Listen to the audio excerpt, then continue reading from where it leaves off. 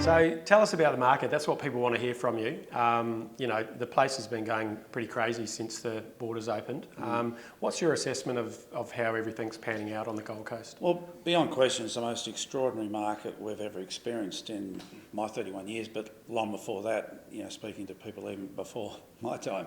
And but all I know is that this is an artificial market. It's a COVID-19 market. And I don't think we'd be anywhere near this if it wasn't for the fact that borders were closed, that forced people to reassess life, concerns about pandemic, making people want to get out of big cities and get into sort of less densely populated areas. And then, of course, a lot of injection into the economy by government. There's so much liquidity at the moment. And I guess for a lot of people, there's this reassessment of life that's made them say, got money to spend, won't be travelling overseas, what am I going to do?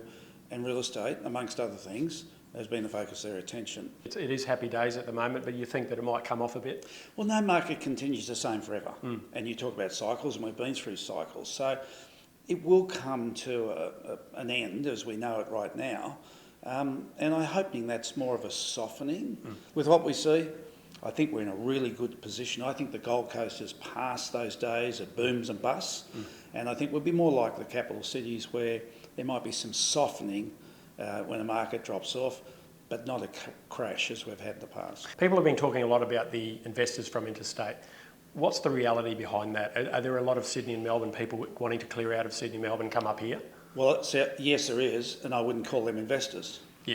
So they're owner-occupiers, largely speaking. There is a percentage just saying, we'll keep our Melbourne or Sydney place, but we'll have a place on the Gold Coast. And so they're a strong component. We haven't got any official numbers, but at a sort of a thumb in the air sort of test, I would say that about 60% of our buyer inquiry is local, so 40% from interstate. But as much as 60% of the sales are to the interstaters.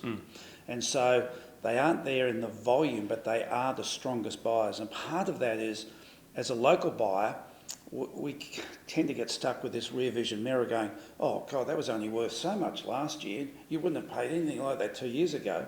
Whereas the interstate buyer just goes, compared to Sydney or Melbourne, this is cheap. And they move quickly.